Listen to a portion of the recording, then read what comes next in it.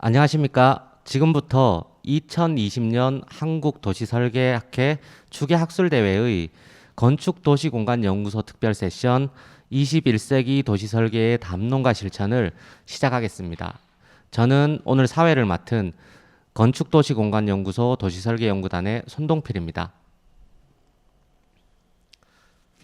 바쁘신 중에도 건축도시공간연구소 특별 세션에 참석해서 발표 및 토론해 주실 발제자 및 토론자분들께 진심으로 감사드립니다. 오늘 행사는 한국도시설계학회 추계학술대회 온라인 채널인 줌과 건축도시공간연구소 유튜브 채널인 아우리TV를 통해 실시간으로 방송됩니다. 온라인으로 함께해 주신 분들께도 진심으로 감사드립니다. 오늘 행사는 건축도시공간연구소와 한국도시설계학회가 공동으로 마련한 자리입니다. 저희는 한국도시설계학회의 20주년을 축하하고 또 2020년 11월 20일 건축도시공간연구소가 건축공간연구원으로 승격하는 걸 축하하기 위해서 마련되었습니다. 이를 위해 저희는 두 가지를 준비했습니다. 먼저 첫 번째는 우리나라 도시설계 전문가들의 다양한 시각을 조명함으로써 앞으로 우리 도시에서 도시설계가 가진 의제와 미래 도시를 위한 비전을 모색하고 공유하고자 하였습니다. 도시설계가 건축, 도시계획, 조경과 다른 점은 무엇이고 그렇게 생각하는 이유는 무엇입니까? 라는 기초적인 질문에서부터 시작해가지고 도시설계의 장점, 특징, 사례, 그리고 향후 연구자와 실무자들에게 전하는 말씀까지 영상으로 저희가 녹화를 하였고 이거를 도시설계 전문가 인터뷰 시리즈로 방송을 하고 있습니다. 이 동영상을 혹시 못 보신 분들은 한국도시설계학회 유튜브 채널인 도시설계TV와 건축도시공간연구소 유튜브 채널인 아우리TV를 통해 나중에 보실 수가 있습니다. 그리고 이 자리를 빌어서 영상 촬영을 흔쾌히 허락해 주신 박소영 건축도시공간연구소 소장님과 이재선 한국도시설계학회 학회장님을 비롯해서 김기호 교수님, 유중석 교수님, 구자원 교수님, 정석 교수님, 김영우 교수님까지 진심으로 감사드립니다. 오늘 행사를 축하하기 위해 저희가 준비한 두 번째는 바로 이 자리 특별 세션입니다. 도시설계에서 지구단위 계획이 2000년대에 도입되어서 지금까지는 용적률 상향 수단으로 전락했다는 많은 비판들이 있어 왔습니다. 그리고 도시설계의 실무 분야 자체도 아직까지는 영역을 확정하게 정립하지는 못하고 모호하게 다룬 측면이 있습니다. 더군다나 올 초에 시작된 코로나19 팬데믹과 4차 산업혁명의 기술 발전은 우리 사회 그리고 도시설계 분야에 엄청난 변화를 예고하고 있습니다. 이런 시대적 흐름 속에서 기존의 도시설계 이론은 우리에게 어떤 가치가 있는가, 그리고 앞으로 어떤 관점에서 도시설계를 접근해야 하는가를 우리는 근본적으로 탐구해야 한다고 생각을 합니다.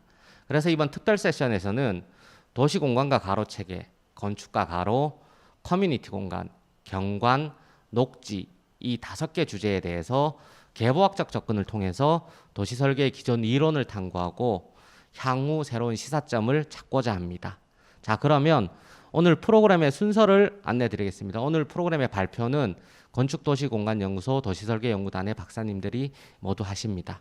먼저 오성훈 박사님의 새로운 도시공간을 위한 가로체계와 김성준 박사님의 소외된 건축, 방치된 가로라는 주제 발표를 통해 도시공간구조, 가로체계, 그리고 건축과의 관계를 탐구하는 시간을 갖고 이후 권영상 교수님과 강범준 교수님의 토론이 있을 예정입니다. 다음으로는 제가 발표하는 새로운 삶, 새로운 커뮤니티, 고영호 박사님이 발표하신 경험 없는 경관, 그리고 한수경 박사님이 발표하실 도시 위기에 대응하는 정의로운 녹지라는 발표를 통해서 도시설계의 주요 분야인 커뮤니티 공간, 경관, 녹지에 대해서 고민해보는 시간을 갖고 이에 대해서는 안용진 교수님과 이정우 교수님이 토론을 하시겠습니다. 자, 그러면 지금까지 많이 기다리셨는데요. 첫 번째 발표자인 오성훈 박사님의 새로운 도시공간을 위한 가로체계에 대한 주제 발표와 두 번째 발표자인 김성준 박사님의 소외된 건축, 방치된 가로에 대해서 주제 발표를 듣도록 하겠습니다.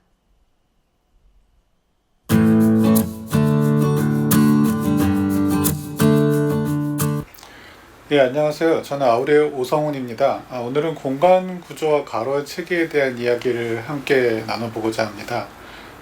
공간 구조와 가로 체계는 도시 설계 분야에서 사실 상당히 중요하게 다뤄져 온 주제인데요.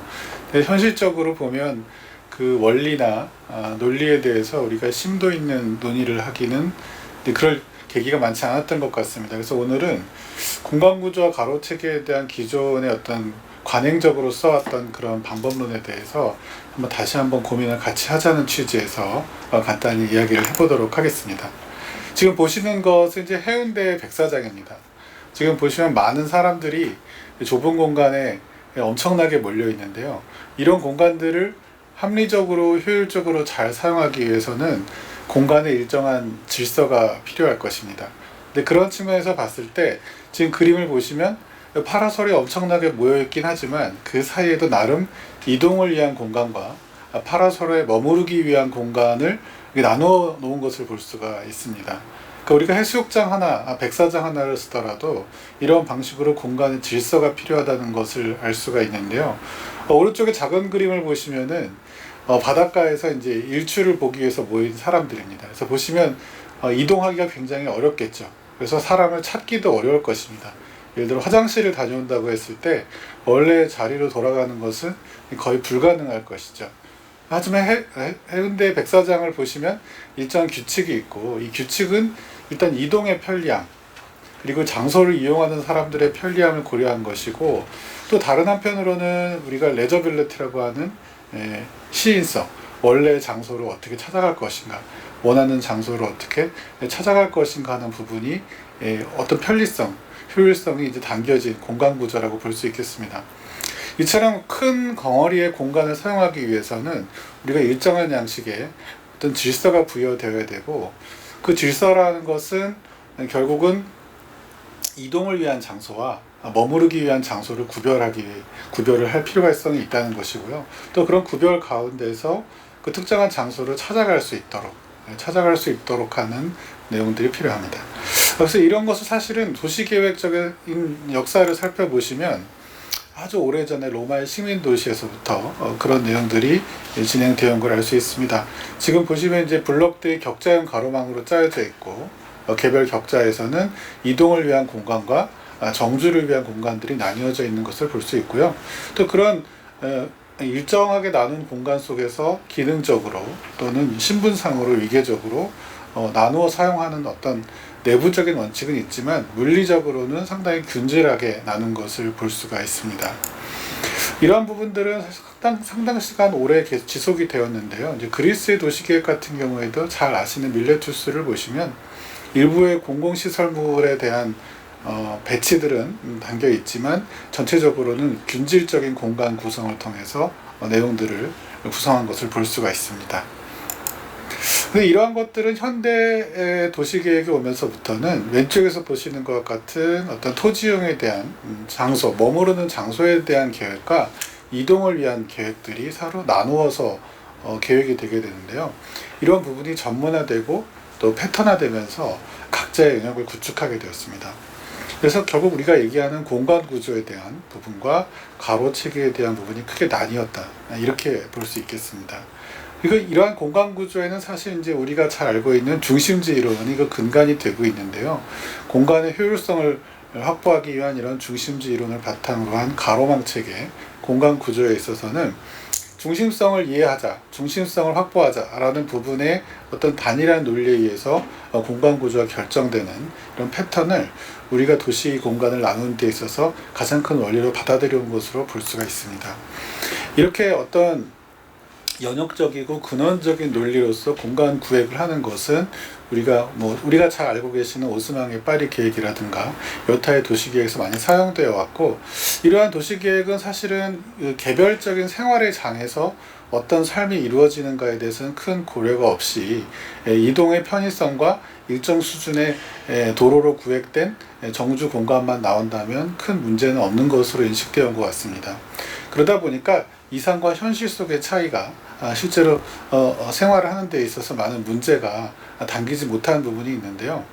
지금 보시면은 이제 산업혁명기 이후에 도시에서의 삶이 굉장히 어렵고 사람들이 일상생활에 대한 안전과 편의에 대한 배려가 부족했던 그런 결과를 낳게 된 것이죠.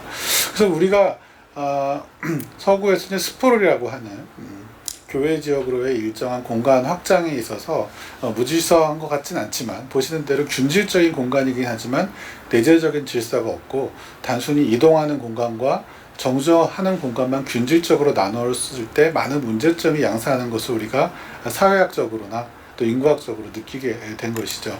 그래서 그런 부분들을 우리가 레드번이나 많은 개발 단위의 합리성을 추구하는 과정에 있어서 공간을 균질적으로 자르지 않고 다른 방식으로 어떤 주제를 가지고 자르고 또 다양한 활동들을 담아낼 수 있는 도시 공간을 어떻게 구조화할 것인지에 대한 고민이 지속되어 왔다, 이렇게 볼 수 있을 것입니다. 근데 그런 부분이 이제 기능주의적인 관점에서 집대성된 것은 사실은 우리가 지금 보시다시피 르코르비제가 제시한 이제 V6 프린시플이나 다양한 가로망 체계, 위계적인 가로망 구성에서 어떤 정점을 이루었다고 볼 수 있을 것입니다.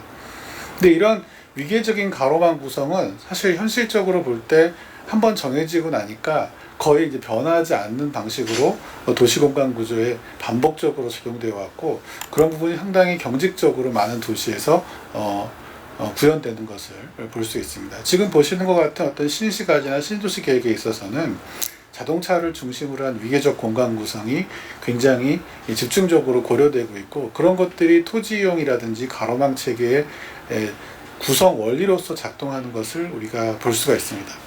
이런 부분은 상당히 오랜 세월 써오다 보니까 당연히 이제 도시 계획을 하거나 신시가지 계획을 하게 되면 이런 위계적인 가로망 체계를 놓고 그 다음에 그 안에 공간 구분을 하는 것을 굉장히 일상적으로 받아들이게 된 것 같습니다. 하지만 이런 부분들은 점차로 현실적인 삶에서의 욕구나 장소들이 갖고 있는 성격들을 배려하지 못한다는 등의 많은 문제점을 갖고 있는데요. 이 부분은 결국 초기에 어떤 한 가지 또는 두 가지 원리로 공간 배치를 구성하고 그에 따라서 가로망을 결정하는 방식이 조금 더 다른 방식으로 변화될 필요가 있다는 것을 의미한다고 봅니다.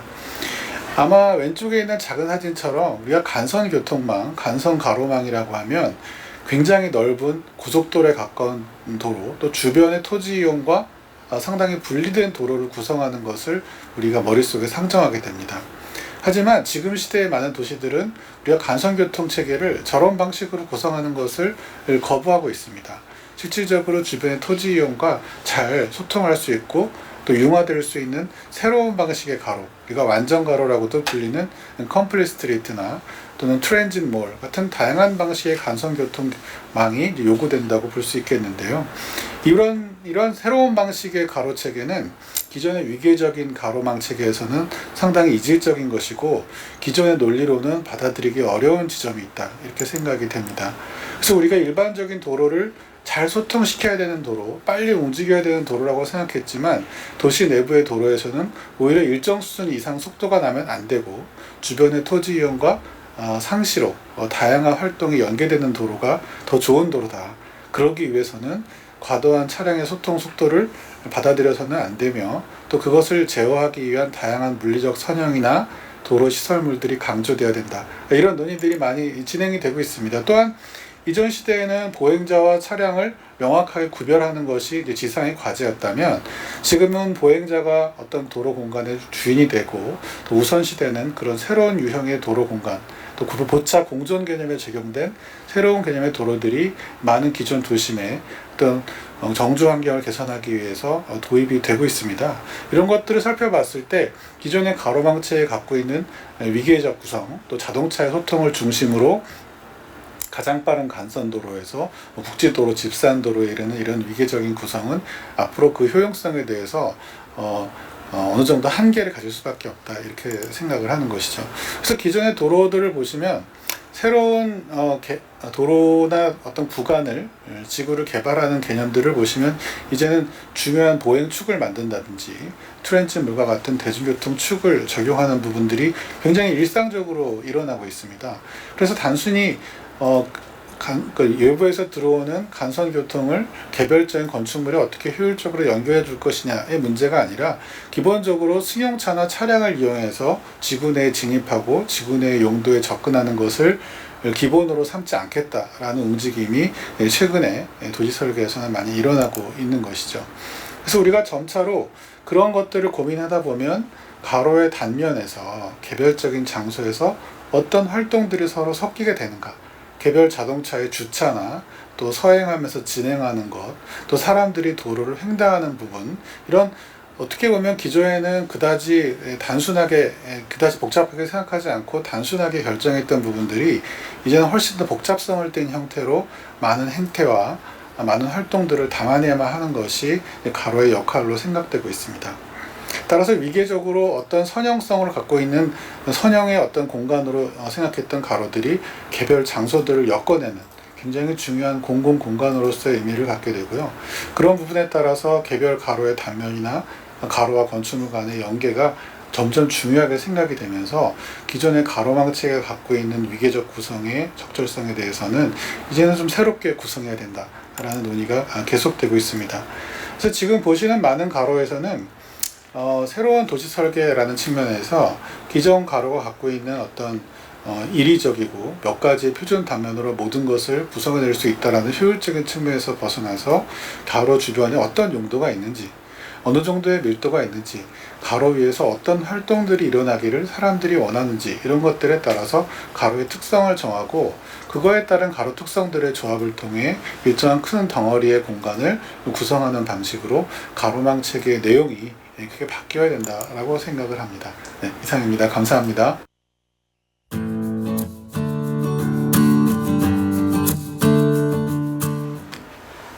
안녕하세요. 제 두 번째 발제인 건축물과 가로의 관계를 맡은 건축도시공간연구소의 김성준입니다. 본 발표에서는 이제 도시설계의 측면에서 가로를 형성하는 하나의 요소로서 건축물을 정의하고 그 관계 속에서 우리 도시설계에 크게 영향을 미치고 있다는 판단되는 이론 또는 흐름을 소개해 드리고자 합니다.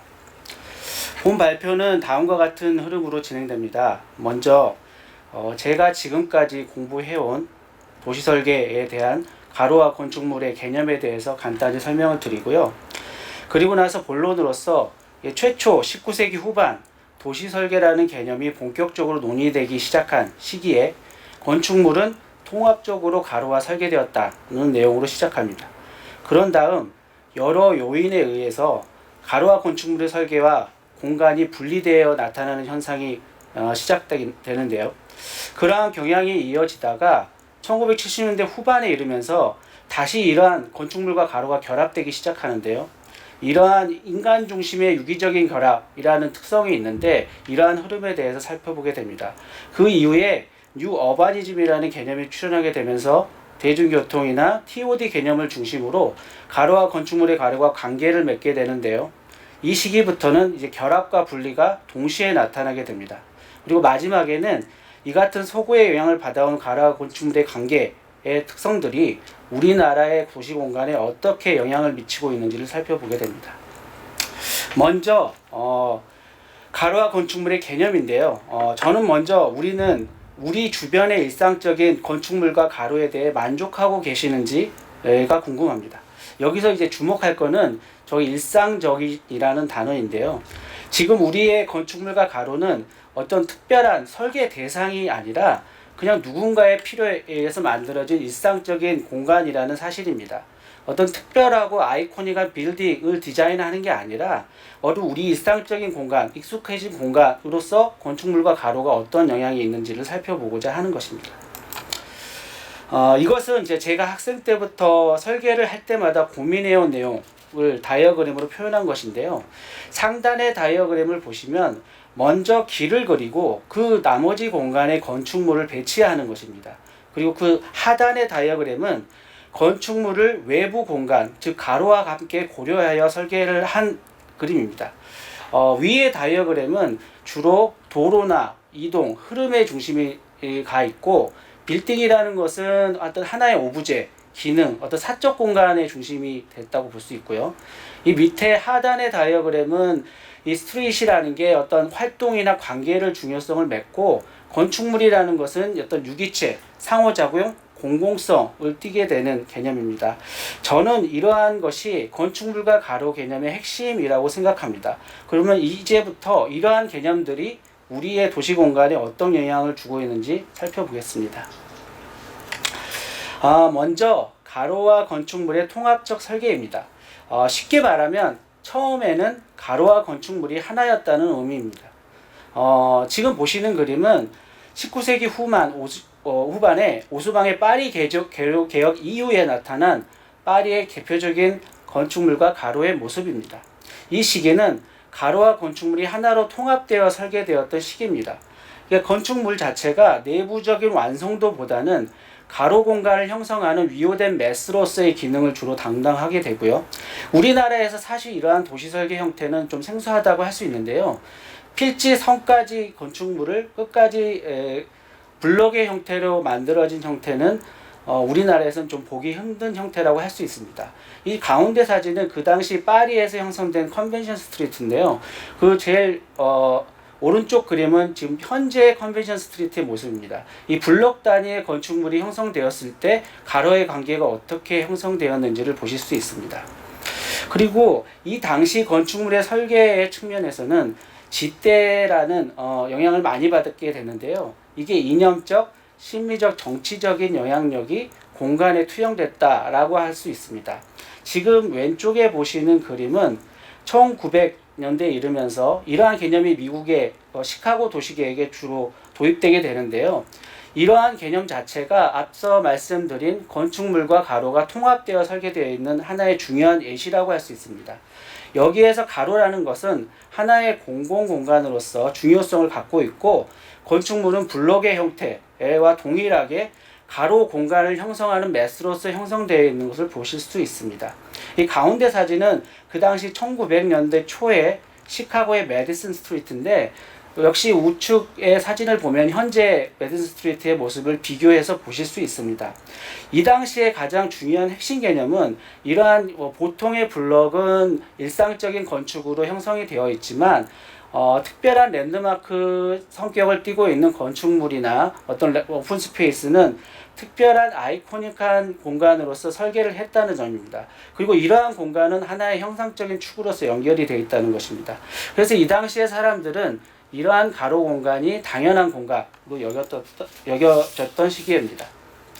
그러다가 이제 1920년대 이후부터 이제 미국을 중심으로 해서 도시 설계 측면에서 보면 가로와 건축물의 분리 현상이 일어났다고 볼 수 있습니다. 이 공간은 결국은 공공 공간과 사적 공간이 명확하게 구분되기 시작했다는 것을 의미하는데요. 이 제일 왼쪽의 사진을 보시면은 1900 초반에 에버네즈 하워드의 가든시티의 영향을 받은 미국의 교외 도시의 사진이고요. 가운데 사진은 그 실제 그 주택단지의 가로의 모습을 보실 수 있습니다.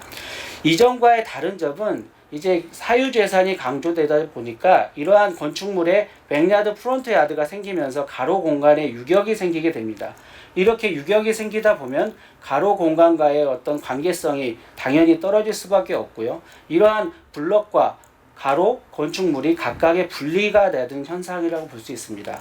제일 오른쪽에 있는 사진은 지금 현재 우리나라 서울의 어떤 주택단지의 모습인데요. 이 가운데 사진과 비교해 보면 그렇게 크게 다르지 않다는 사실을 아실 수 있을 것입니다. 이 사진을 보시면은 이제 1935년 이제 꼬르비제의 빛나는 도시의 전경인데요. 보시다시피 이 당시에는 건축물이라는 것이 가로와는 전혀 관계성을 맺지 못하고 하나의 어떤 기념비적인 오브제로서의 역할을 하게 되는데요. 이 당시에는 거대한 오픈 스페이스 공간에 마촌루가 하나의 가로수처럼 이제 곳곳에 심어지게 되는 개념이라고 보실 수 있습니다. 그리고 가로 공간이라는 것은 자동차라는 효율적인 교통수단이 효과적으로 이동하기 위한 어떤 효율적인 최적화한 공간에 한정되어 있다고 보실 수 있습니다. 이러한 공간이 실제로 우리나라에 지대한 영향을 미치고 있는데요. 이 가운데 사진들은 이제 홍콩의 거대한 마촌루 공간이고, 오른쪽 하단에 보시면 현재 압구정 현대아파트 단지인데요. 그 위에 사진을 보시면은 그 당시에 꼬르비제가 만들어 놓은 조감도입니다. 별 차이를 느끼지 못하실 겁니다. 그래서 이러한 개념들이 결국은 우리나라에 지대한 영향을 미치고 있는데요. 지금 이런 사진을 보시면 결국 꼬르비제 개념이 그 페리의 근린주구 같은 개념과 결합돼서 거대한 슈퍼블럭, 거대한 마천루, 이러한 가로와 관계성을 맺지 않는 자동차 중심의 공간이 결국은 건축물과 가로의 관계를 형성할 수 있는 중요한 역할을 했다고 할 수 있습니다. 이러한 황량한 공간에 거대한 슈퍼블럭이나 마천루로 이루어진 이러한 공간이 왜 우리가 받아들일 수밖에 없는지를 생각을 해봐야 될 때라고 생각합니다. 그러다가 이제 1960년대가 되면서 이처럼 비인간적이고 기능 중심적인 도시 공간에 반발이 생겨나게 됩니다. 그로 인해서 다시 건축물과 가로가 결합되는 현상이 일어나게 되는데요. 그런데 이제 이러한 개념은 앞서 처음에 말씀드린 결합과는 좀 다른 양상을 띠게 됩니다. 그건 바로 이제 휴먼 스케일의 작은 공간 단위가 중요하게 되고 사람들의 행동 특성이 오히려 가로 공간이나 건축물의 중요한 요소로서 작용을 하게 되는데요.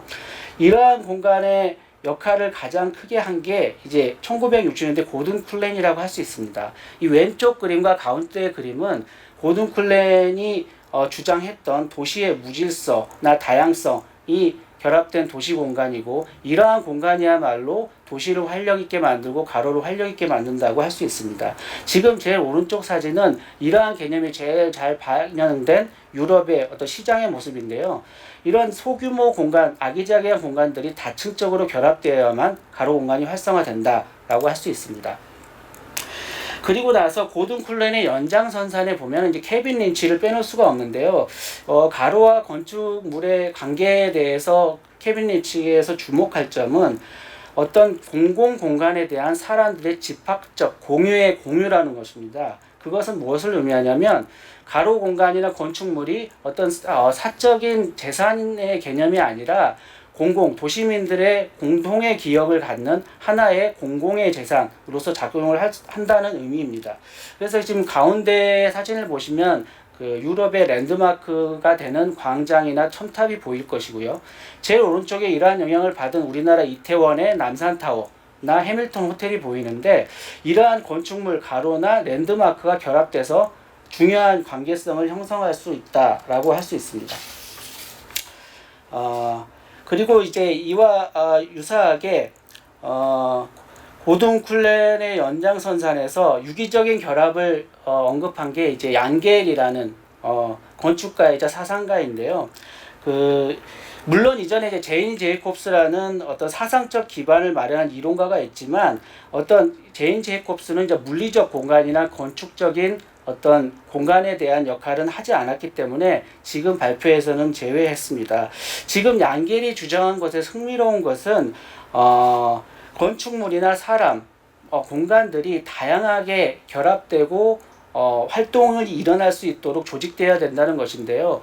왼쪽 그림은 이러한 공간들이 어떻게 결합되는지를 보여주는 것이고, 이 가운데 그림은 양겔의 개념에서 저층부, 특히 건축물의 저층부는 잘게 어떤 작은 매스로 분절돼야 되고 오픈된 공간이 형성되어 있어야 되며 투명한 재료를 주로 사용해야 된다, 이렇게 주장을 하고 있습니다.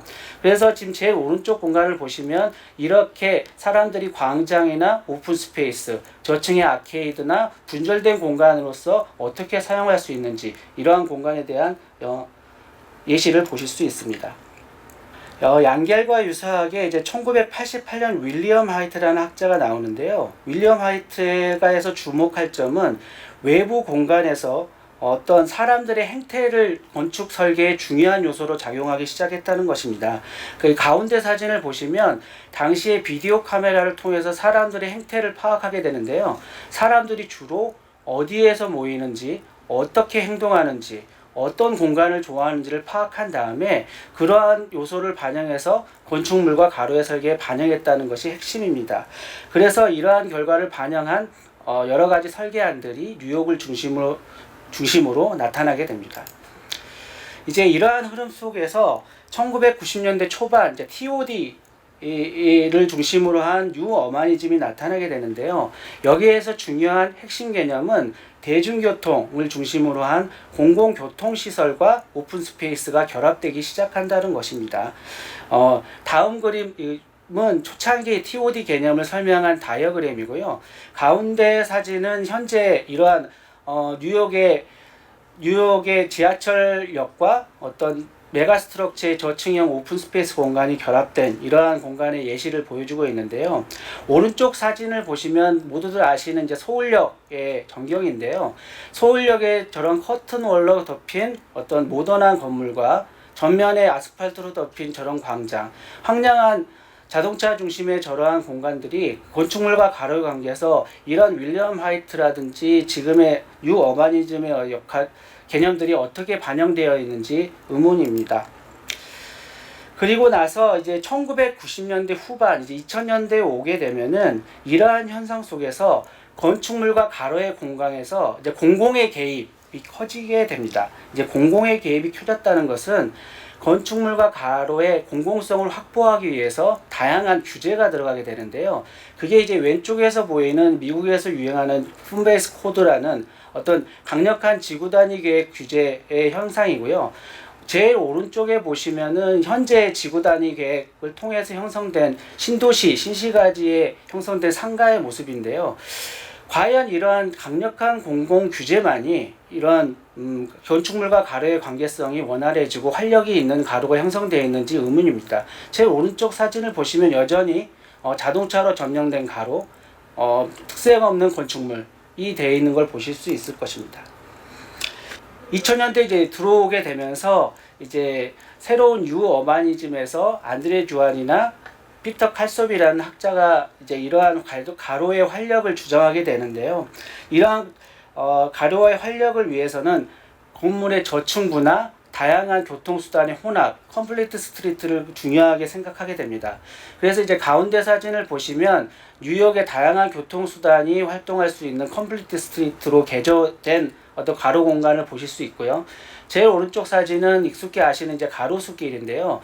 이 역시 이제 황량한 오피스 타운에서 가로의 활력을 중요하게 생각하는 어떤 그런 공간으로 탈바꿈했다라고 보실 수 있습니다.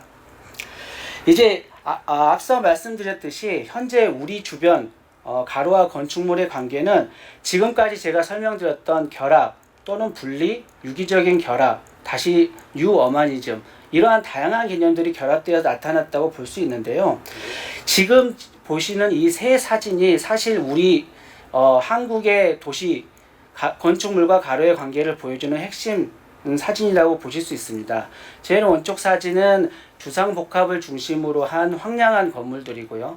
가운데는 다세대 주택 뒷골목을 중심으로 한 정리되지 않은 이면도로, 제일 오른쪽 사진은 간판으로 뒤덮인 건물 단위의 상가 건물입니다. 이러한 일상들이 기능적으로는 사실 문제가 없죠. 그러니까 기능적으로는 문제가 없지만 과연 이러한 공간, 그러니까 건축물과 가로의 공간에 대해서 우리 모두가 만족하고 있는지 한번 질문을 해보고 싶습니다. 도시 설계를 연구하는 사람으로서, 그리고 좋은 건축물과 가로 공간을 누려보고 싶은 한 명의 시민으로서 이제 이러한 공간들이 과연 우리가 계속 가져가야 될지, 이런 무미건조한 공간을 계속 양산해야 하는 게 맞는 것인지를 한번 고민해 볼 수 있는 자리가 되었으면 합니다. 네, 지금까지 두 분 발표를 잘 들었습니다. 그러면 지금부터 토론을 시작하겠습니다. 먼저 두 분 소개를 먼저 하고요. 그 다음에 이제 토론을 시작하겠습니다. 먼저 좌측에 계신 권영상 서울대학교 교수님 자리해 주셨습니다. 네. 다음으로 강범준 명지대학교 교수님 자리해 주셨습니다. 예, 오늘 토론은 이 두 분이서 이제 진행을 하실 텐데요. 먼저 강범준 교수님부터 먼저 토론을 좀 해주시겠습니까? 예. 안녕하십니까. 저는 명지대학교 건축학부에 있는 강범준이라고 합니다. 일단 이 좋은 자리, 의미 깊은 자리에 이제 불러주셔서 감사하고요. 오성훈 박사님 그리고 김성중 박사님 강의 잘 들었습니다. 그래서 이제 제가 이해하는 것은 이제 이 강의 제목이, 그러니까 이 토론회의 제목이 이제 실천과 담론이잖아요. 그러니까 지난 한 100년 정도의 도시 설계에 있어서의 실천과 담론을 쭉 함께 리뷰를 하면서, 그러니까 정말 이제 던지는 질문은 사실 과거에 이랬는데 이게 굵직굵직한 도시에서 이러이러한 실천이 있었고 이런 담론들이 거기서 이제 싹 텄는데 사실 그러면 지금 우리는 여기에서 이제 한국의 도시에서 무엇을 해야 하는가 하는 이제 질문은 던지는 그런 자리인 것 같습니다. 그래서 맨 마지막으로 이제 김성준 박사님 그 강의에 있었던 그 발제에 있었던 마지막 이제 슬라이드 장면이 세 개의 이제 상징적인 이 한국 도시의 단면을 딱 보여주시는 것 같은데요. 이게 지금 굉장히 이제 시의적절한 질문인 것 같습니다. 그러니까 이제 건축도시공간연구소가 이제 건축공간연구원으로 이제 거듭나는 것으로 저는 알고 있고요. 그리고 또 이제 한국도시설계학회가 20주년을 맞아서 이제 뭔가 터닝 포인트로 넘어가고 있는 상황이죠. 그리고 뭐 여러 가지 기술적인 변화들, 그리고 코로나로가 같은 그런 사회적인 그리고 여기 보건환경적인 변화들 속에서 사람들이 이렇게 꿈을 꾸게 되는 타임인 것 같아요. 그래서 뭐 자율주행차가 나오고 스마트 기술이 나오고 뭐 지금은 약간 그 포스트 코로나 이후에 뭐 조금 같지만 스마트 시티 이야기가 나오고 여러 가지 이제 다 이렇게 조건이 바뀌면서 우리가 이제 한국의 도시에 관해서 새로 꿈을 꿔보자 하는 그런 터닝 포인트가 되는 단계인 것 같은데요. 사실 이런 고민이 우리만 갖고 있는 그런 고민은 아닌 것 같습니다. 세계적인 고민이고 어느 정도 도시들이 이제 완숙하게 되고 그 단계에서 나타나게 되는 어떻게 우리의 도시의 형태를 만들어야 하는가 그것을 고민하게 되는 단계인 것 같은데요. 제가 이제 두 분 이 발제 강의를 듣고 그러면 우리가 던져야 하는 질문은 무엇일까? 그러니까 사실 지금 뭐 이렇게 쟁점이 뚜렷한 것이 없기 때문에 뭐 이제 화두를 조금 던져보자면 첫 번째는 그 가로 공간에 대한 새로운 조직의 방법, 가로 공간에 대한 운영의 방법을 우리가 고민하는 단계가 돼야 되지 않을까라고 생각을 하는 게 이제 첫 번째 질문이고, 그 의미는 무엇이냐면요. 그러니까 사실 가로 공간이라는 게 이제 영어로 하면은 그게 right of way잖아요. 그러니까 누구나 다닐 수 있는 공간인데 사유지와 사유지 사이에 있는 그 모든 공간, 인도만이 아니고 자동차 공간만이 아니고 그곳을 모두 포함하는 right of way인데 여기를 어떻게 쓰느냐는 사실은 방법은 두 가지인 것 같습니다. 그러니까 좋은 도시 형태를 만드는 방법이 있고 이제 그래서 두 분께서 이제 발제하신 그 내용이 여태까지를 쭉 조망을 하신 거죠. 지난 100년간을. 그리고 또 다른 가능한 방법은 거기를 어떻게 쓰는지 그 작동 방식에 대한 고민인 것 같습니다. 그러니까 말하자면 컴퓨터로 치자면 하드웨어가 아니라 이 부분은 오퍼레이션 시스템이죠. 여기가 잘 되면 그 위에다 뭘 얹든지 잘 돌아갈 수 있을 것 같은데 그 보여주신 여러 가지 이제 사례들이라든지 실천 사례, 담론 사례 같은 것을 보면 사실 우리가 굉장히 관심을 가져야 하는 것은 제 그냥 견해로는 그 오퍼레이션 시스템을 우리한테 맞는 것을 찾아야 되지 않겠는가. 그게 이 터닝 포인트에 들어가서 우리가 지금 고민해야 하는 그 질문이 아닐까 싶습니다. 이제 그게 첫 번째고요. 그리고 이제 두 번째 뭐 질문이라기보다 그냥 던지는 이야기는 그러니까 우리한테 맞는 한국적인 도시의 모습이 무엇일까에 대한 고민입니다. 그 아까 앞서 강연 장면에서도 조금 한번 그냥 빠르게 지나갔었는데 그 얀겔 얘기 나올 때 얀겔이 있었던 그 사무실에 있는 데이비드 심이 쓴 그 책에 있는 아마 이미지였던 것 같아요. 북유럽 도시에 있는 장면들이 잠깐 나왔었는데 북유럽 도시에 대해서 사람들이 어느 정도 호기심을 가지고 관심을 가지고 있는 것 같습니다. 이게 우리만 그런 것이 아니고 외국에서도 흔히 그러니까 영미권에서도 북유럽 도시에 대해서 굉장한 호감과 호기심과 아니 저긴 어떻게 저렇게 잘 돌아가지 하면서 관심을 갖는 것 같은데요. 그게 그냥 도시 형태가 좋고 예쁘고 잘 작동하기 때문만이 아니라 지난 한 5년간 그 영미권 국가들이 갖고 있었던 그 문화적인 호기심이 그 큰 이유였던 것 같아요. 그래서 뭐 우리나라에서도 북유럽이 유행을 했지만 외국에서도 북유럽스러운 것에 대한 호기심이 커지면서 북유럽스러운 도시는 또 무엇일까 하는 그 호기심이 커지는 그 과정에서 얀겔과 데이비드 심 이런 사람들이 좀 더 주목을 받았던 것 같은데 비슷한 맥락에서 우리나라의 문화적인 힘이 커지면서 우리가 외국 사람들에게 보여줄 수 있는, 그러니까 뭐 보여주려고 도시를 만드는 것은 아니지만 그러니까 우리 것에 대한 고민, 그러니까 지금 굉장히 독특하잖아요.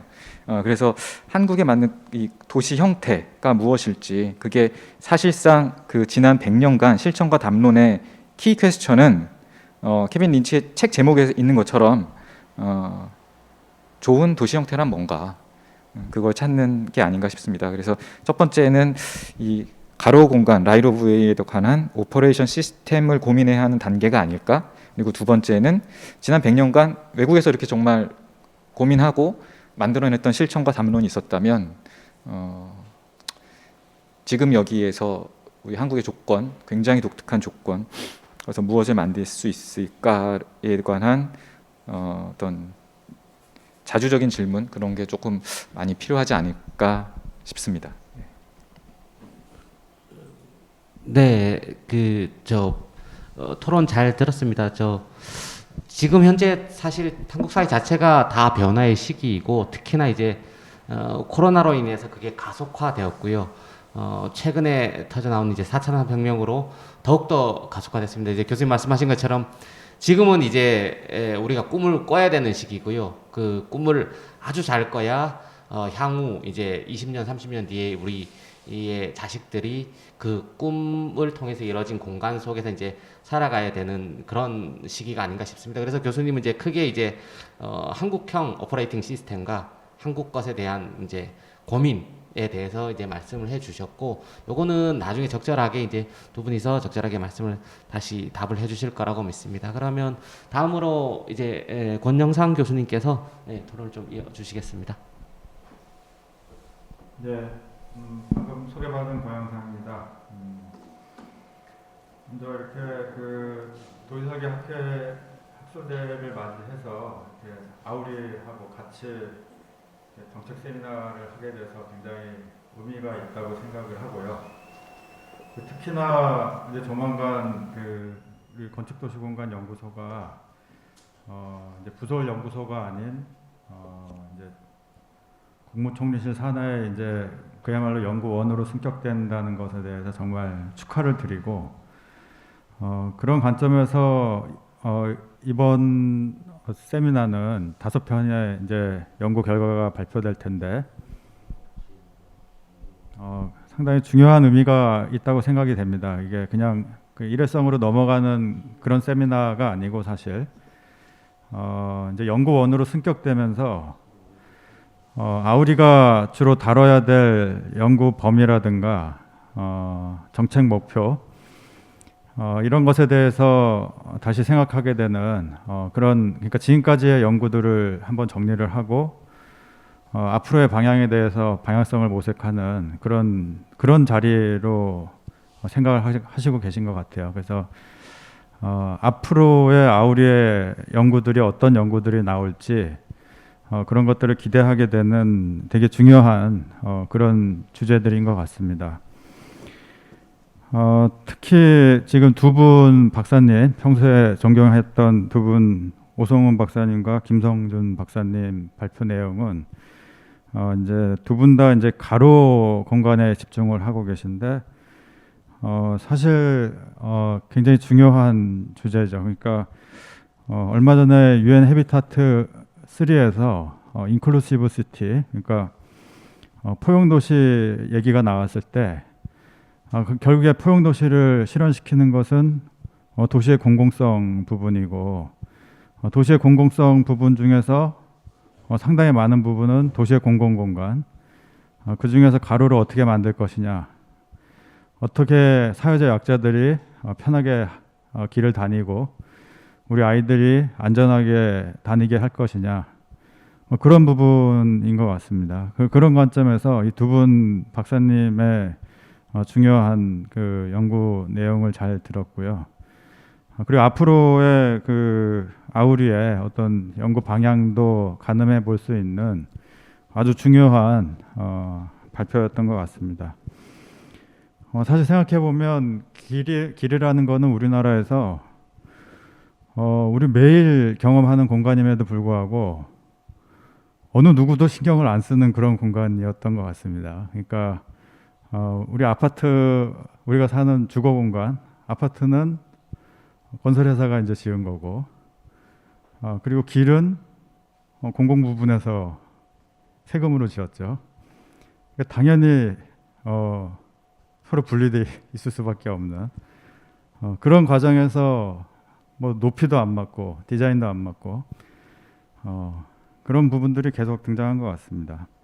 특히나 최근에 이제 스마트 시티라든가 코로나19 같은 상황들을 보면은 스마트 시티 때문에 아마 그 자율주행이라든가 퍼스널 모빌리티들이 활성화될 것 같고, 뭐 드론도 마찬가지고, 그리고 또 코로나19 때문에 사람들이 도로에 다니는 패턴도 이제 바뀌게 될 텐데, 그랬을 때 미래의 도시공간에서 가로가 어떻게 바뀔 것인가, 그 부분들은 정말 궁금한 그런 부분인 것 같고, 그런 관점에서 두 분의 앞으로의 그 연구 내용들이 상당히 기대되는 그런 부분이 있다고 생각이 됩니다.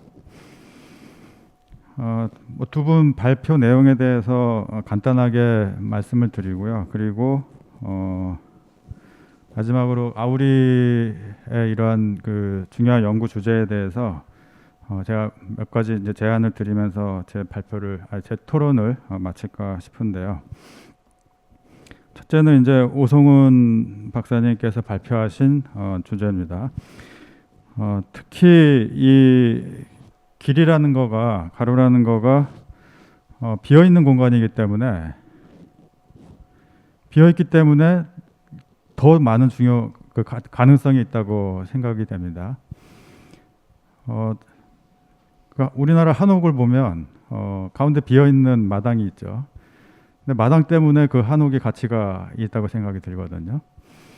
그런 것처럼 사실 우리의 도시 재생 프로젝트들 몇 개 진행된 것들 보면, 뭐 연남동이라든가 이런 거 보면은 길을 잘 만들어줬기 때문에 그 주변이 이제 활성화된 거죠.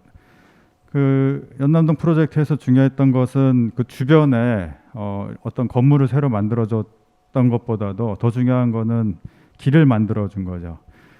공공 부분에서 해야 되는 건 이제 이런 일들이죠. 그러니까 그 길을 어떻게 만들어 주느냐가 결국엔 도시의 가치를 만들어주는, 그러니까 건물을 만드는 것보다 더 중요한 게 사실은 공공공간을 잘 만들어주는 것이다. 사실 그 이후에 뭐 건축이라든가 이런 것들은 사실 공공이 개입할 필요도 별로 없는 것 같습니다. 사실 이렇게 공공공간을 잘 만들어주면 그 다음에 건축 부분은 민간에서 일어날 수 있는 부분들이기 때문에 그런 부분들이 이제 있는 것 같고요. 그렇기 때문에 그 오성훈 박사님의 가로에 대한 연구, 그리고 굉장히 오랫동안 그 보행에 대해서 연구를 해오신 것에 대해서 굉장히 감사드리고, 앞으로도 이런 뭐 새로운 기술이라든가 코로나19라든가 이런 거가 등장했을 때 새로운 길,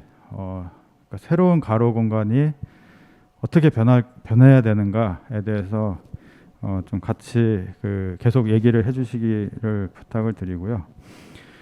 특히 이제 이 길이라는 게 결국에는 주변의 도시 공간하고 관계를 맺는 부분들이잖아요. 사실 길이라는 게 원래 목표가 어느 공간하고 어느 공간 연결하기 위한 게 이제 길이었었는데, 그 과정에서 이제 길 부분하고 건축이라든가 공원, 교량, 얘네들하고 이제 연결시켜주는 그거의 관계 맺기에 대한 부분도 같이 고민을 해주셨으면 좋겠다.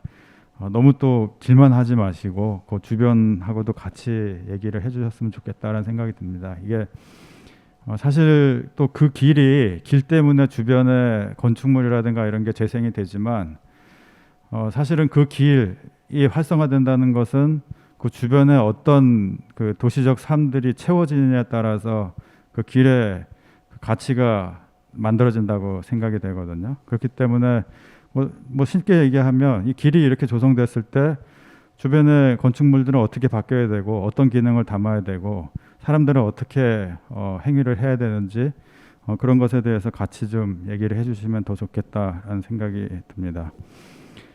두 번째, 김성준 박사님께서는 이제 소외 건축, 방치 가로, 건축은 소외되고 있고 가로는 방치되고 있다, 이런 말씀이신데 상당히 재미있는 주제 같습니다. 저는 사실 뭐 이런 생각을 좀 해본 적이 있는데 과연 우리나라는 왜 이 길하고 건축물들이 서로 붙어 있음에도 불구하고 서로 딴 곳을 바라보고 있는지, 그런 거 이제 생각을 해봤는데 이런 걸 한번 분석해보면 어떨까 싶었었습니다. 그러니까 소득 수준 대비 민간 주택 시장 또는 민간 건설 시장의 비중. 그러니까 우리나라 같은 경우는 민간의 건설 시장이라든가 민간의 건축 행위들이 너무 강력한 거죠. 그러니까 우리 아파트 단지 안은 굉장히 잘 만드는데 우리 아파트 단지 바로 옆에 있는 길은 아무도 신경을 안 쓰는 거죠. 그러니까 우리 단지, 또 건축물도 우리 건축, 내 건축물, 거기는 뭐 멋있게 만드는데 그게 아마 제 생각에는 1960년대부터 한 80년대까지 급격하게 도시화가 진행이 되는 상황에서 그때 정부가 했던 일들을 보면은 정부가 돈이 없기 때문에 이제 건설회사들한테 많은 부분들을 이제 의지를 했죠. 주택 공급도 마찬가지고 이제 건물을 짓는 부분들에 있어서 그 과정에서 공공 부분에 해당되는 길하고 사유재산에 해당되는 사유 건축물이라든가 아파트 단지들, 또 주택 단지들, 다세대 다가구들, 이런 부분들은 철저히 분리될 수밖에 없는 그런 상황이었던 것 같고, 그러니까 그때 그렇게 만들었기 때문에 지금 우리가 이거 뭐 왜 이렇게 분리돼 있을까 생각하지만 사실 그때 역사적 층위들이 계속 결과로 남아와서 이렇게 된 게 아닌가, 이렇게 생각이 듭니다. 그래서 결국에는 그 경제 시스템하고 사유재산에 대한 부분,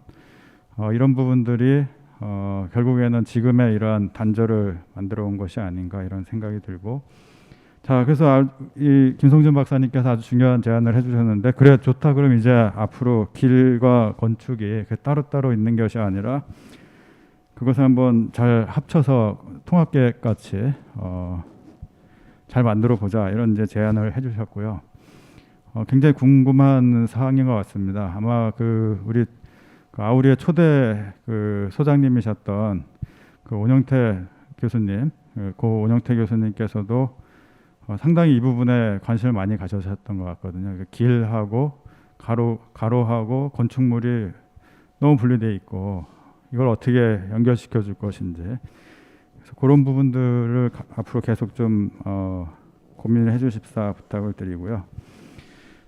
한 3가지 정도 이제 앞으로 우리 아우리의 중요한 훌륭한 박사님들께서 연구를 이제 해주실 텐데 이것에 대해서 좀 그냥 3가지 정도만 의견을 드리면, 저도 사실 아우리 예전에 있으면서 이제 오늘 발표 내용은 상당히 학술적이었던 것 같아요. 그래서 저도 되게 재밌게 들었는데 이제 우리 이제 정책연구기관이기 때문에 이제 이런 학술적인 고민들이 이제 정책하고 연결시켜줘야 되는 그런 부분들이 있죠. 그래서 이 부분에서 뭐 많이 다뤄보셨겠지만 지금 이러한 새로운 중요한 생각들, 길이 어떻게 되어야 되는지, 가로가 어떻게 되어야 되는지에 대한 중요한 생각들이 정책화될 때 어떤 정책 지점을 찾아내는 게 되게 중요한 것 같아요. 그러니까 이런 정책 연구기관들 같은 경우는 일선 공무원들한테 이런 법을 바꿔야 된다, 또는 국회의원한테 이런 법을 이렇게 만들어야 된다라고 얘기를 할 때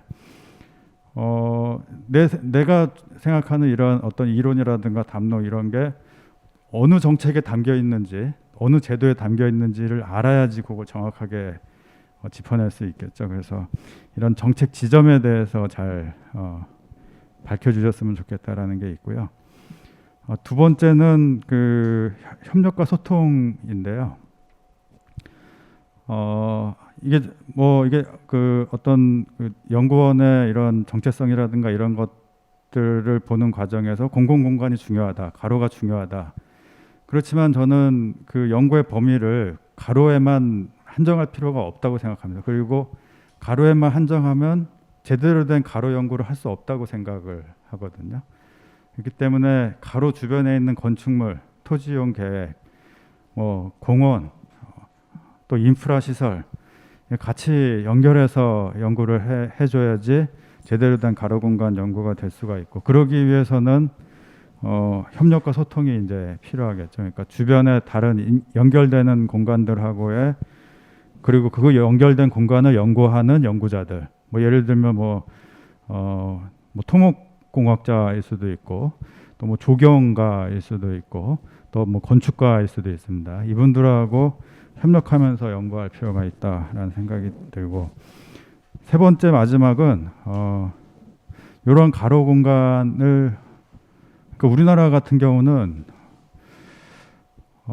아무리 좋은 정책을 얘기를 해줘도 성공 케이스를 하나 만드는 게 중요하더라고요. 그래서 뭐 하나 성공했다 싶으면 그게 뭐 정책 입안권자, 뭐 국회의원이라든가 아니면 뭐 청와대 이런 데서 이게 요즘에 많이 이슈가 되고 있고 이게 성공한 케이스래더라 라고 하면 그거를 다 확산시켜주는 그런 측면들이 있기 때문에 지금 이런 가로 개선에 대한 그런 중요한 고민들, 그거를 먼저 어디다가 적용시켜 볼지 그걸 잘 찾는 게 이제 저는 중요할 것 같은데, 뭐 예를 들면 가로 공간이면 최근에 이제 뭐 이슈가 됐던 민식이법 때문에 이슈가 됐던 뭐 초등학교 주변에 대해서 한번 제대로 고쳐준다라는 그런 걸 해본다거나, 아니면은 이렇게 급격하게 사람들이 이렇게 문제가 됐던 그런 곳들, 그러니까 뭐 예를 들면 강화문 주변이라든가 이런 곳들, 그러니까 사람들이 많이 몰리다가 갑자기 코로나 때문에 이제 줄어드는 그런 상황들, 그런 지역들에 대해서 적정한 대안들을 찾아주고, 그리고 그거를 잘 또 홍보도 해야 되겠죠. 그랬을 때 그 이렇게 고민하신 그 결과들이 금방 정책화되고 제도화되고 또 예산 문제 같은 것들도 많이 반영될 수 있지 않을까, 뭐 그런 생각이 됩니다. 그래서 뭐 이런 그 지금 아우리에 여러 중요한 박사님들께서 가로 공간에 대해서 많이 연구를 하고 계신데요. 저도 뭐 관심 있게 항상 보고 있고, 또 학생들한테 여기 중요한 연구 보고서가 나왔으니 다 읽어보라고 이제 얘기를 하는데, 우리 이제 개원 이제 새로 연구원으로 승격이 되면서 이제 새로운 방향성에 대한 고민을 아마 1년 동안 쭉 하시게 될 것 같아요. 그때 이 중요한 그 아젠다가 계속 그 중요 아젠다로 계속 갈 수 있도록 하시길 기원합니다. 여기까지 마치겠습니다. 네, 교수님 감사합니다. 교수님께서 이제 결국 이제 아우리에 있는 보행센터에서 이제 길을 주로 이제 연구를 많이 하는데요. 그래서 이제 앞으로 이 길 자체가 이제 포용적인 공간, 그리고 좀 더 스마트한 공간, 그리고 이제 이 코로나19에 대응하는 공간, 이런 여러 가지 변화의 상황에서 어떻게 이제 길이라는 공간이 이제 나가야 되는가라는 측면에서 여러 가지를 말씀을 해주셨어요. 그래서 이제 각각 오 박사님하고 김선주 박사님한테 각각 말씀하신 것도 있고, 마지막으로 이제 제안해 주신 거는 결국 우리가 어떤 지점에서 정책적으로 개입을 해야 되는가, 그리고 길이라는 공간을 중심으로 주변에 이제 어떤 공간들하고 이제 네트워크를 맺는가, 그리고 마지막으로 이제 어떤 사례, 어떤 구체적인 적용 사례에 대해서 이제 우리가 이걸 해야 되는가, 뭐 이런 정도로 이제 정리가 될 것 같습니다. 그래서 많은 말씀들을 해주셨는데, 이제 그러고 나면 이제 발표하신 이제 두 분의 이제 말씀들을 좀 들어봐야 될 것 같아요. 그러면 김성주 박사님부터 먼저 좀 대응을 좀 해주시겠습니까? 예. 네, 저 김성주입니다. 자세한 발표 내용에 대해서 말씀드리기엔 좀 시간이 모자랄 것 같고요. 제가 처음에 발표 내용을 만들면서 제일 궁금했던 게 이게 제목에 써 있긴 하지만 이 건축물 자체가 아까 권영석 교수님께서 좋은 말씀을 해주셨는데요. 건축물은 점점 내부화가 되고 고립화가 돼가는데 가로와는 점점 멀어지게 되고 이게 왜 그런지를 이제 그 어떤 도시설계 역사적인 맥락에서 좀 보고 싶었고요. 그리고 이제 한국의 도시공간이 어떻게 돼야 되냐는 이제 물음이 있을 수 있는데 이게 이제 명확하게 어떤 주장을 제가 뭐 하기보다는 이제 여러 뭐 교수님뿐만 아니라 여러 전문가 분들 아니면 일반 시민들의 의견을 좀 종합해서 좀 아젠다를 던진다라는 의미로 좀 받아들였으면 좋겠고요. 일단 저는 이런 그 설계의 품질, 그러니까 가로 공간의 품질이라고 어떻게 보면은 요약할 수가 있는데 건축물들은 점점 내부적으로 공간이 좋아지고 건축물 자체로 모두가 다 아이콘, 그러니까 모두가 다 랜드마크가 돼가고 있는데 이게 어떤 집합적인 공간이 되고 가로와 연결이 되면 가로의 설계 품질은 왜 점점 떨어질 수밖에 없는가에 대한 이제 물음이거든요. 그리고 아까 권영상 교수님께서 말씀해 주셨다시 이게 이제 바뀌려면 이제 정책적으로나 어떠한 규제가 있을 수 있고 아니면 민간에서 자발적으로 자기 돈을 고쳐서 뭔가 이렇게 개선이 되게끔 유도하는 방법이 있는데 일단 저희는 이제 정책 연구 기관이다 보니까 이러한 그 가로 공간의 품질, 그러니까 말하자면 디자인이라든지 어떤 이용자 측면에서 편리성을 향상시킬 수 있는 방법이 뭔지 좀 고민을 해봤어요. 그래서 이거에 대한 내용은 제 일단 아이디어고 어떤 연구의 주제이기도 한데 일단 이러한 가로 설계 영역을 건축 디자인이나 어떤 현상 설계 측면에서 좀 포함시켜서 진행을 하되 좀 별도의 이제 지금 사실 도시 설계 어반 디자이너라는 별도의 분야가 없는데 어반 디자이너들이 활동할 수 있고 이 사람들이 이런 가로나 건축물의 외부 공간의 관계만의 질을 높일 수 있는 어떤 디자인 툴을 좀 실현할 수 있는 장이 좀 마련됐으면 좋겠다라는 좀 생각을 갖고 있습니다. 그래서 이러한 부분에 대해서 어떤 설계 발주 단계에서 좀 분리해서 진행을 할 수 있다든지 이러한 부분에 대한 뭐 법제화라든지 정책적인 측면에서 좀 고민을 좀 하고 있고요.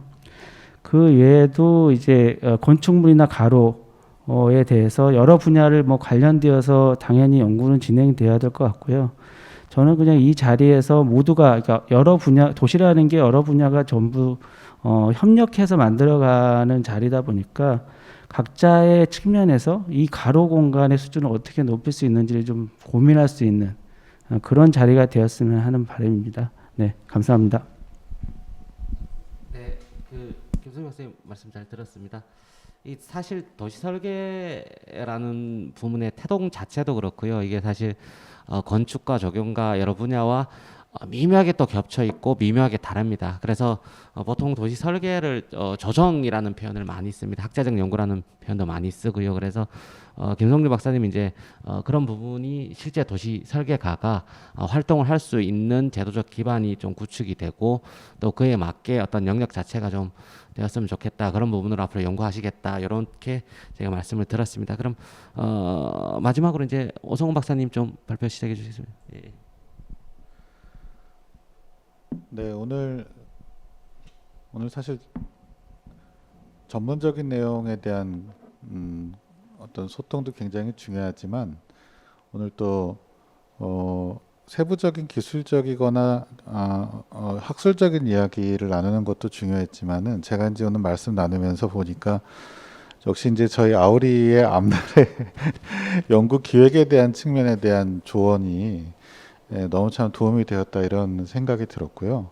특히 이제 저희가 아무래도 이제 도시설계 학회도 이제 시일이 많이 지났지 않습니까? 그리고 이제 도시설계 분야가 지금 지구단위 계획 외에 많은 사업이나 어떤 포맷들이 진행되고 있는 상황에서 도시설계를 공부하고 연구하는 사람들이 앞으로 어떤 것을 더 초점을 맞춰서 고민해야 될 것인가? 조금 다른 방식으로 표현해 보면 어떤 차별성을 가지고 도시설계 연구자들이 어떤 것들을 좀 만들어낼 수 있을 것인가 이런 것들이 사실은 좀 고민이 되었습니다. 그래서 오늘의 이번 도시설계 세미나 기획은 이제 사실은 실천과 담론이라는 되게 거창한 것을 내세웠지만은 사실은 이제 찾아 들어가 보면 그런 어떤 작은 고민들을 앞으로 어떻게 서로 나누어서 또는 좀 시너지를 동원해서 많은 분들의 도움을 받으면서 도시 문제 해결에 기여할 수 있을까, 이제 이런 어떤 고민의 연장에서 이번 세미나가 기획되고 시행되었다, 이렇게 말씀드릴 수 있을 것 같고요. 또 오늘 또 존경하는 권영상 교수님, 또 명지대학교에서 또 많은 활동을 하고 계시는데, 우리가 보행 분야 연구에 대해서 많은 분들이 최근 참여를 하고 계세요. 근데 이제 제가 오늘 주제에서 가로망을 말씀드렸던 것은 개별적인 설계나 어떤 행태 연구는 참 좋은데, 실질적으로 그 행태 연구나 어떤 평가 연구가 이루어지는 길 자체를 어떻게 바꾸어야 되는가. 예를 들어서 가로망에 대한 설계라든지 개별 가로에 대한 설계, 이런 부분들을 구체적으로 이렇게 짚어서 바꿔 나가는 데에는 사실은 보행 관련 연구가 굉장히 많지만 실제 가로에 대한 연구 자체는 생각보다 많지 않아요. 가로는 주어진 것으로 보고 거기서 뭔가 우리는 최적화를 자꾸 하려고 하고 평가를 하려고 하는 거죠. 그래서 강범준 교수님께서도 이제 가로 유형에 대한 인식이나 이런 연구도 많이 하셨는데, 근데 저는 예를 들어서 신도시나 신시가지나 어떤 도시재생이나 정비를 할 때 가로를 설계하는 기준, 가로망을 배치하는 기준, 또 아까 말씀 주신 대로 가로에서의 라이트 오브 웨이를 어떻게 재배분할 것인가의 문제, 이런 것들이 지금 우리나라에서는 기존의 관행에 상당히 좀 고착화되어 있다, 이런 생각이 듭니다. 근데 제가 많은 도시들을 답사를 가보면 전혀 다른 유형의 길, 전혀 다른 유형의 가로가 조성되면서, 그러면서 그 가로 주변의 건축물이나 시설물들이 크게 변화하는 것을 많이 목도를 했습니다. 그래서 우리도 좀 이제는 아까 권영상 교수님 말씀 주신 새로운 도시 문제 의제들에 대응하면서 그런 새로운 가로와 길을 꿈꾸고 실제로 조성하는 방안을 도시설계 분야의 여러 연구자들께서 많이 또 문제 제기해 주시고, 또 아우리에서도 그런 부분을 조금 더 지지하고 같이 협력할 수 있는 그런 계기가 되면 너무 좋겠다, 이런 말씀 드리고 싶었습니다. 감사합니다. 네, 오 박사님 말씀 잘 들었습니다. 결국은 많은 연구들이 있는 것 같지만요, 실제 가로 설계할 때는 어떤 연구가 도움이 되느냐라고 물어봤을 때는 사실 손에 꼽을 정도의 연구라고 볼 수 있습니다. 사실 그런 의미에서 앞으로 한국에 있는 기존의 관행에 따르는 가로도 좋지만은 이를 넘어서서 결국은 강범준 교수님 말씀하셨던 한국 것에 적합한 우리의 가로 형태를 만들고 그리고 오퍼레이팅하는 이런 연구들이 점점 더 발전돼야 될 걸로 생각됩니다. 사실 오늘 저희가 이 특별 세션을 기획하게 된 가장 큰 이유는 사실 저희가 11월 20일 저희가 이제 건축공간연구원으로 승격을 합니다. 그래서 이제 이 승격에 맞추어서 앞으로 우리 도시설계연구단에서 어떤 부분을 연구할 것인가를 이제 저희도 이제 고민을 하고 있고요. 그 고민의 시작 단계에서 그러면 지금까지는 어떤 도시설계 역사적 이론들이 좀 적용되어 왔나라는 것을 이제 살펴보고 있었고, 그에 맞춰서 이제 두 분 교수님들께서 저희에게 앞으로 이제 이런 연구들을 하면 좋겠다라고 말씀을 주셨습니다. 저희도 이제 그 말씀 주신 내용들을 바탕으로 조금 더 저희가 이제 알고 닦아서 말씀하신 대로 한국형 가로를 만들어서 자랑스럽게 이제 밖으로 얘기할 수 있는 이제 그런 날들이 왔으면 좋겠습니다. 그러면 이 정도로 첫 번째 세션의 이제 발표와 토론은 이 정도로 마치도록 하고요. 약 한 30분 정도 쉬고 3시 한 30분 정도부터 이제 두 번째 발표를 시작하면 좋겠습니다. 그러면 잠시 휴식 시간을 갖고 2부 세션을 시작하겠습니다. 지금까지 들어주셔서 감사합니다.